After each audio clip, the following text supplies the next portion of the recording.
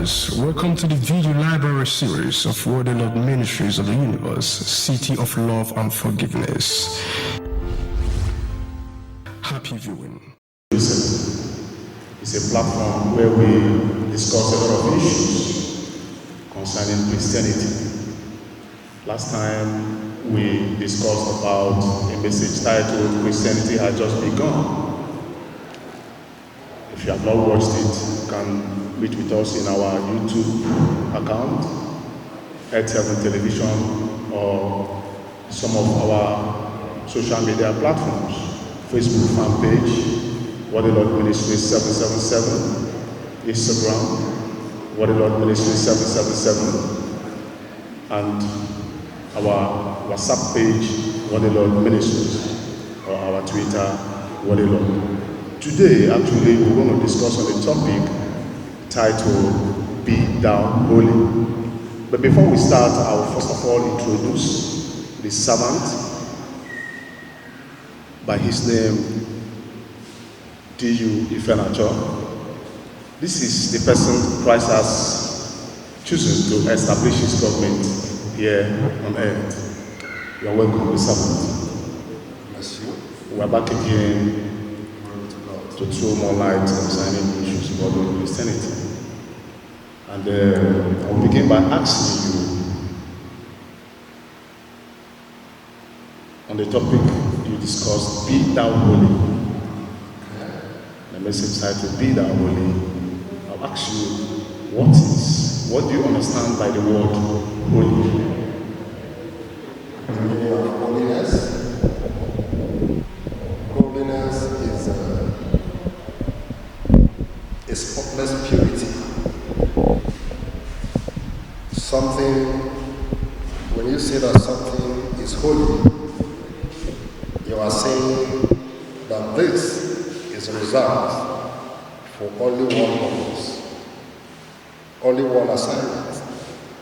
So the word holy means spotless purity, something that is not contaminated,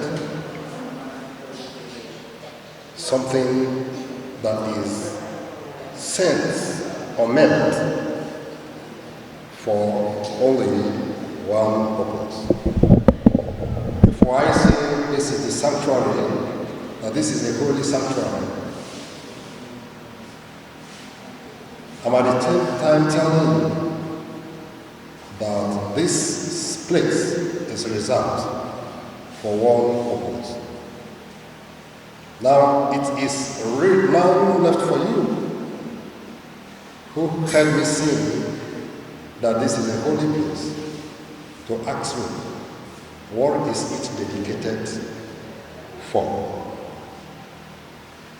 What is that? Only one purpose in which this place is made for. So holiness is something that is just reserved for only one purpose. Underline that word only. Because what I'm telling us you to lay more emphasis on the word only is that the word holy was derived out of the word, from the word holy. The only thing that's changed there is variations of words. And the N was removed and replaced by H. So only is O-N-L-Y. Why only is H-O-L-Y. So when you're talking about holiness, you are talking about something that is meant for one purpose, only for one purpose. Is that okay? We have the word. Let me make it on this board. Let me understand. Let me put it in. Yes. Is that okay? Right. This is the word which L-I is word holy. The word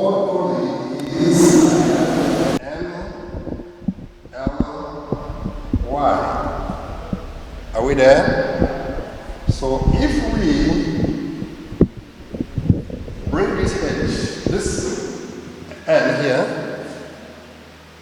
and make it H, you know, in a small letter, this end is written this way.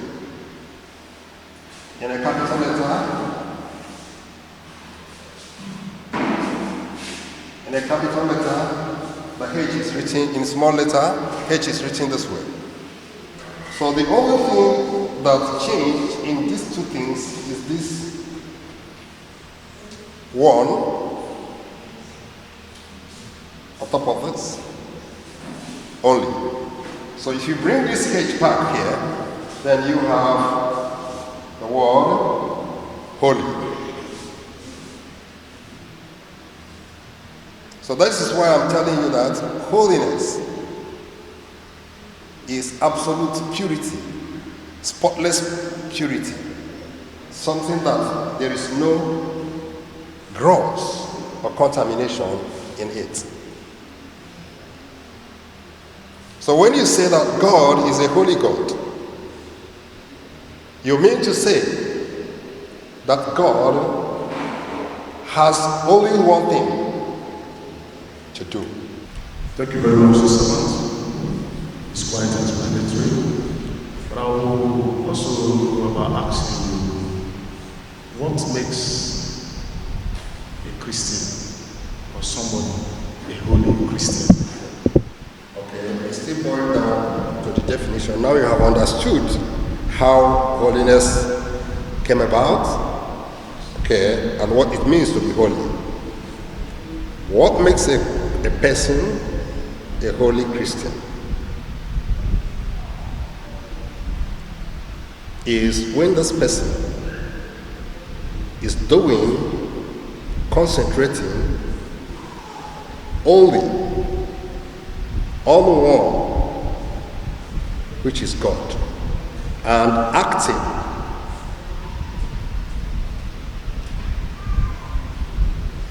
behaving holistically according to the attributes and the will of God,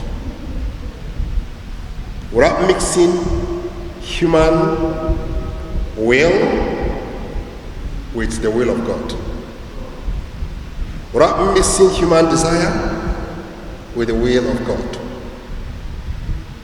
So this is the situation where you say that this person is a holy child of God, a child of God, or a holy man. Holiness is not a person who wears a robe or walk in the street without greeting people, or who is staying in a cave all through his life. Holiness is the ability to intermingle in the face and the affairs of men without it affecting your own spiritual value or essence, without compromising by thought, by action, or by words, without doing anything that contradicts the will of God or Jesus Christ would not have done. So this is what makes someone a holy person. When you think, do, and behave like Christ, then you will be called a holy person. Not when you put on a robe, cover all your body, or wherever. But your thought, your action must be exclusively like that of Christ. You know, we have what we call the prayer of the cross. Hope you know it off heart. The prayer of the cross says that Jesus Christ is my Father. I will do and behave like him in all situations. Father, Son, Holy Spirit, give me the grace to fulfill this. Where? In my lifetime. So a holy one is the one who is doing and behaving 100% spot on, like our Lord Jesus Christ. Such that if you are a Christian, in any situation you come into, your question is, if it were Jesus Christ that is faced with this kind of situation, what will he do? I wouldn't talk about doing exactly like God, because no one has seen God. But Jesus Christ now is an epitome of God, a summary of God's essence here in the physical realm. So, if we are holy people, Christians, is that, then we must do and behave 100% spot on, like Jesus Christ, in our deeds, in our thoughts, and in our action. So that is what makes a person a holy Christian. Doing, thinking, speaking like Jesus at all times, without any compromise. There will be, you are in office, you speak, think, and behave like Jesus Christ. Someone offend you, you think, you speak and behave like Jesus Christ. You are in business environment, you do, think, and behave like Jesus Christ. You are airborne in a flight, wherever you are, you think, you do, and behave like Jesus Christ. So for you to be a holy person, it's not only when you are in the church that you are a good singer, or in a gathering. In your home, you think, you do, you behave like Jesus Christ. In your relationship with your wife, you think, you do, and behave like Jesus Christ. Wherever. So that is what makes someone a holy person. Not when there is a certain things you can do in the church, but outside the church, there is a certain things you can do. That means you are robbing Paul, Peter to pay Paul. Then you fall into the category of people our Lord Jesus Christ called the hypocrites. So this is all about holiness for now. The much you need to know. Taking the servant. Yeah. That is very awesome explanation. These answers you've given us will lead us to the next question. Holiness and how someone can be holy. Then, I want to ask you, can someone actually be perfect? Can a Christian be perfect? Okay. Can a Christian be perfect? Yes. Wow. Yes, of course. If actually a Christian can be perfect, then what do you understand by the word perfection? Perfection? Okay. A Christian can be perfect. And perfection is holiness. Are you there? A Christian can be perfect, and perfection is a synonymous to holiness. The perfection is a matter of must in the life of a Christian. You know, before now, many have been deceived to believe that someone cannot be perfect. Okay, that is why they pray confusion into their head. You pray, you fast, you do all manner of things without the result, without nothing to show for it.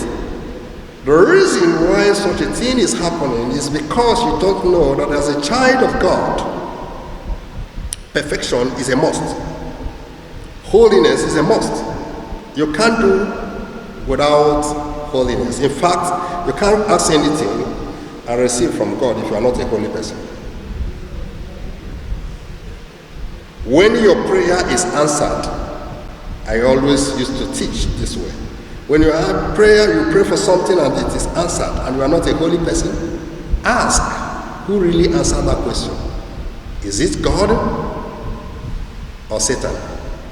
Satan is there in the spiritual realm, answering prayers for so many people. But they do not know that it is Satan that is answering it. But because they found themselves in the church and they pray,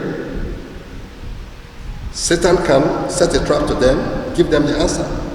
They continue in their evil way and begin to think that the prayer was answered by God. It's not my own God, whom Jesus is the Son of, that answered the prayer of an unholy man. In the book of 1 Peter, chapter 1, verse 16, let's go there and see what will happen, whether a person can be a holy and a perfect person or not. 1 Peter chapter 1 verse. Start from 14, we'll get it, what we are saying in the book of, in verse 16. I start from verse 14. As obedient children, so be modeled by the desires you formerly had in your ignorance. The Holy One who called you, become holy yourself. Okay. All your conduct. Okay. Do not do as you used to do in ignorance, but be like that person who is holy that called you. You have to be like him. Continue. That's verse 14. Verse 16. For it is written, you must be holy because I am holy. You must be holy because I am holy. I want you to use this translation. This, your translation, as I always used to say. Use King James. Let's get it, the original version of it. 1 Peter chapter 1. You see, You start from 14. from verse 14 says, as obedient children, not fashioning yourselves according to the former lusts in your ignorance.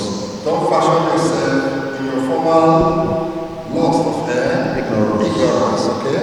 For as he which hath called you is holy, Okay. so be ye holy in all manner of conversation. Be you holy. Have you seen what I said?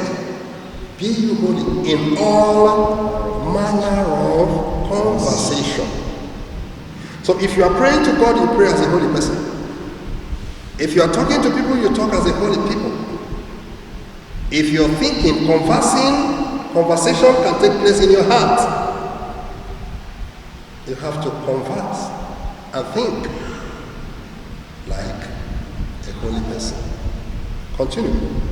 Verse 16, because it is written, Okay. be ye holy, for I am holy. Be thou holy, for I am holy. So when you say God is saying, be holy, for I am holy, it means that you are likeness of God. The image and likeness of God. That word, like, be you holy, for I am holy. The things which you see there, you say, be like God. The word like expresses equality. Or be holy as God who called you is holy, expresses equality. So as Christ is, who is the God we can see, as holy as he is, so every Christian must be, not will, must be holy. It is your holiness as a Christian that open up the channel for you to have a common communication with God. If you are not holy, that means that you broke the frequency, the flow of godly essence into your being. Is that okay? You can't mix cold water and hot water. You can't mix God and evil and say you are a holy person. You are expected to be as perfect as God is. If you read the book of Philippians, chapter 2, verse 5, let's go there. From verse 5 says, "Let this mind be in you, which was also in Christ Jesus." Which was also In Christ Jesus. So who is a Christian? A Christian is someone who is doing and behaving like Jesus Christ. So what makes you a Christian? Is this your desire? To be 100% like Jesus Christ, who is a representative of God, or who has been a representative of God here on earth. So anyone who is not a perfect human being is not a child of God. But let me clear you and bring it down to your understanding. Because so many people will be like, I've been hearing it before now, before the coming of the New Jerusalem, before 2012. Many people are like, it cannot be possible. Someone can be perfect. Then they hide under this excuse and begin to perpetrate unpardonable sins and evil that destroy them. They pray without a result. I had a challenge and a problem I resolved in the time past when I read the book of 1 John chapter 5 verse 14. Because I was praying, I was fasting, I was asking, and I was not receiving.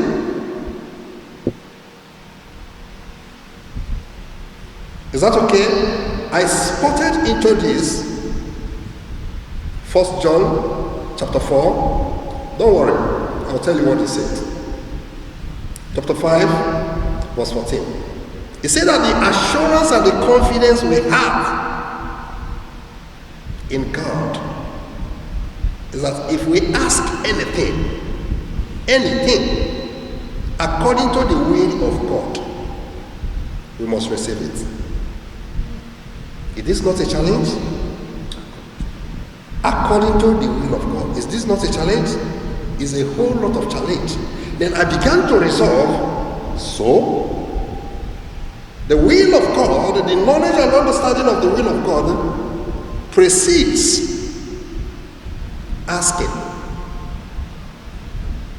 praying, fasting, preaching, teaching, claiming of being a Christian. So what I did, which I'm now to share to the world, is that I dropped asking, God, do this one for me, do that one for me, praying and fasting, wasting time, and now began to question what is the will of God. It is at this point of sober reflection that I came to know that all the will of God must be known and understood by a child of God before you take off in anything. When I now understood the perfect will of God, are you there? Then I now start asking. And as I ask according to the will, since then, God has never failed me. Now I know that what the Bible said It's true. But if we ask anything according to his will, that he must do it. Just as the first Peter you read says, in all manner of conversation, then be thou holy, that I am holy. Before I tell you why so many people are thinking that it is not possible for people to be perfect person, I still have to tell you what it takes to be a Christian and why Jesus Christ came as the Savior of the world. In regard to the definition of holiness I had given unto you in your first question, I have to bring you to our understanding that there are three things Christ brought to humanity. Three things Jesus brought to humanity. And without these three components, there is no Christianity and there are no children of God. And one of them is love. The second one is forgiveness. The third, which forms the topic of today, is holiness. In the time past, humanity never knew that a man can be holy, that God himself is holy. And because God is holy God, we also should be holy. They speak holiness theoretically. But when Jesus Christ came, he says, no, it is not only in theory. We have to do it practical. Because as he is, so we are. 1 John chapter 4. As he is, so we are. We are created in his image and his likeness. So we shouldn't be discussing God as a holy God without bringing ourselves into that atmosphere of holiness. Then and we still claim to be children of God or Christians. That if we must be Christian, one, these three things which Jesus Christ brought, which is love, forgiveness, and holiness, which forms the topic of today, the discussion of today. Now, in the time past, the Pharisees, the Sadducees, and the religious fanatics believe that it is only God that can be holy. Jesus Christ now came and brought that holiness. Let us separate this. Glory be to God. Let's separate this so that we will know that God is holy and we also supposed to be holy. God is perfect. We all supposed to be perfect as the children of God. Because a lion does not give birth to a cat. Are you there? And someone who is a child of God sources his blessings from God and not from Satan. So, the unholy things we have and know is Satan. So, if you are unholy, you receive blessings from Satan. If you are a righteous person, a perfect person, and a holy man, you receive from God. So the word holiness, if you go to the Old Testament, you find out that Holy Spirit came into existence, into explanation, into understanding at the birth and the life and the death of our Lord Jesus Christ. The people of the old was combining holiness, godliness, and ungodliness, such that you can only see in two places in the Old Testament, in the whole Old Testament, only in two places where they mention Holy Spirit. In the entire Old Testament, that is up to 929 chapters, the Old Testament. But in the New Testament, that is 260 chapters, only, Holy Spirit is mentioned everywhere. It is only in the book of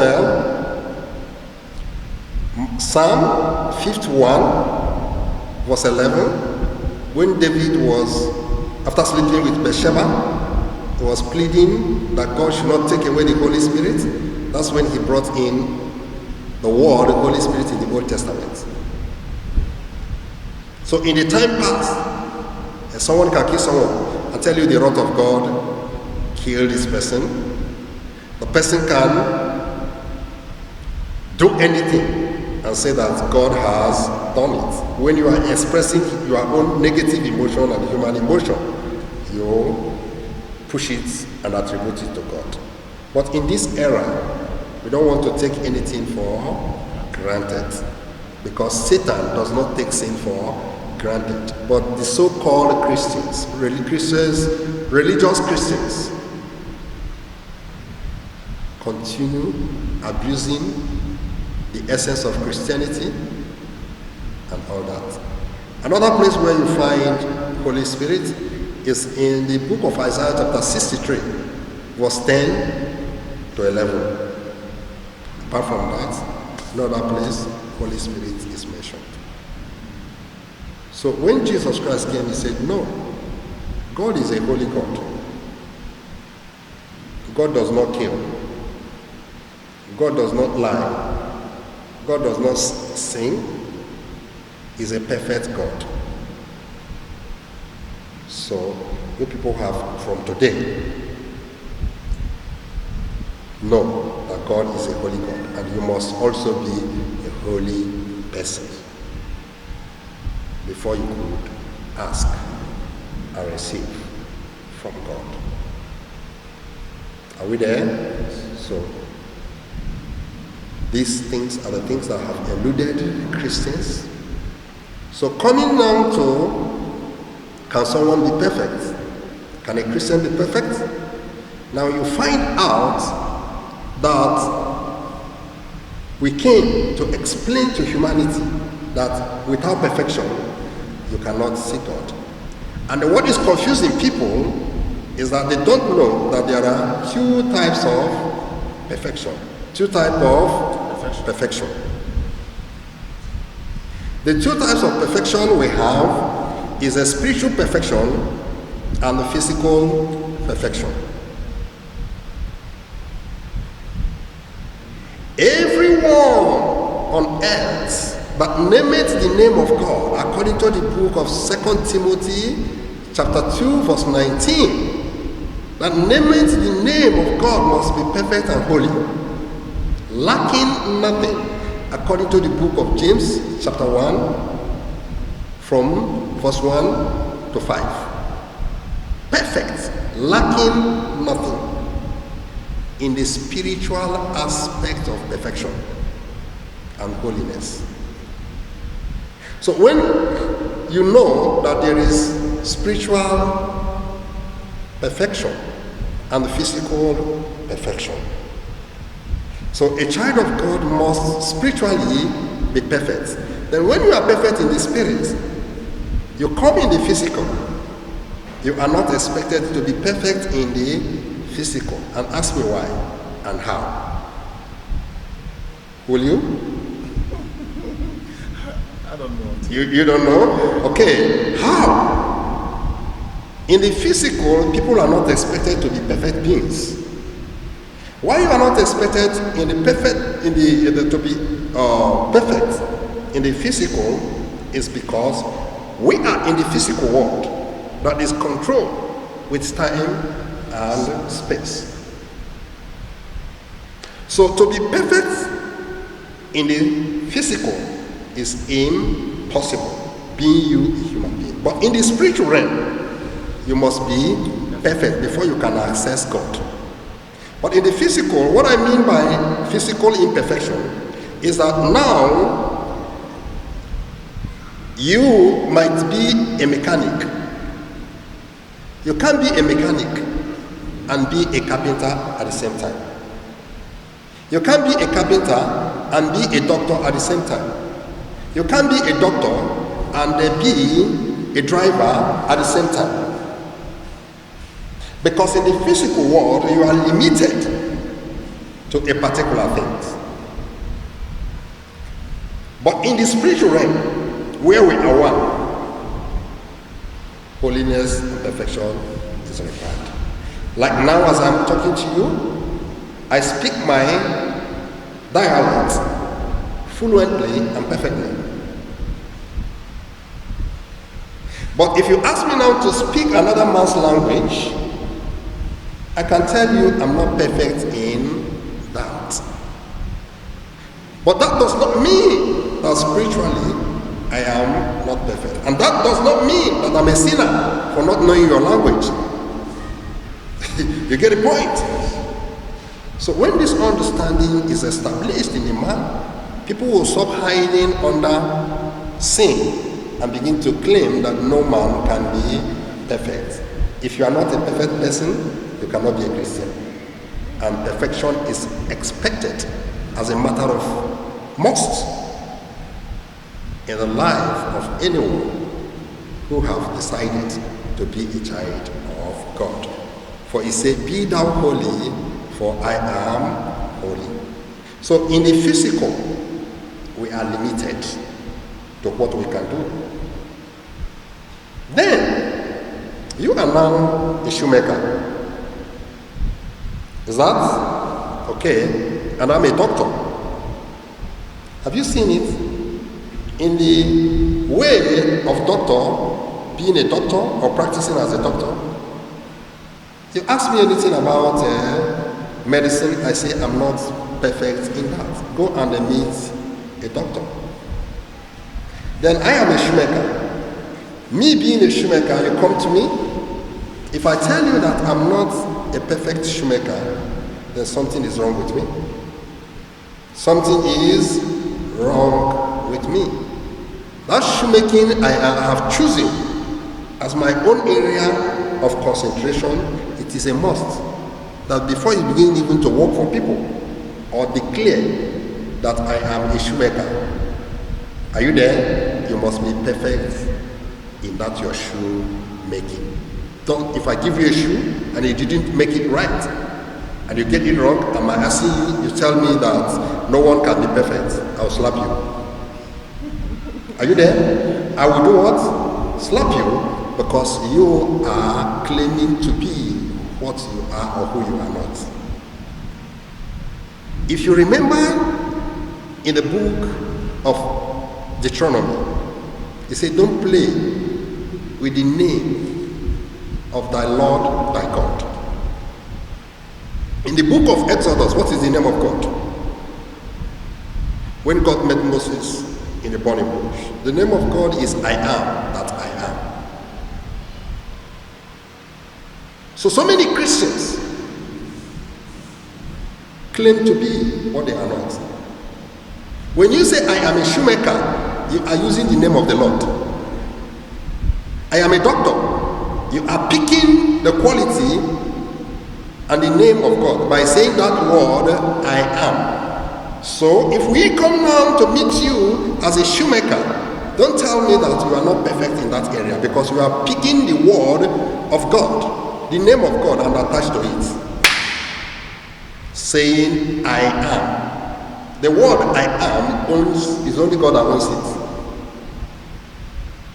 So you are expected to be perfect. In one area, you have chosen to express God and godliness in it.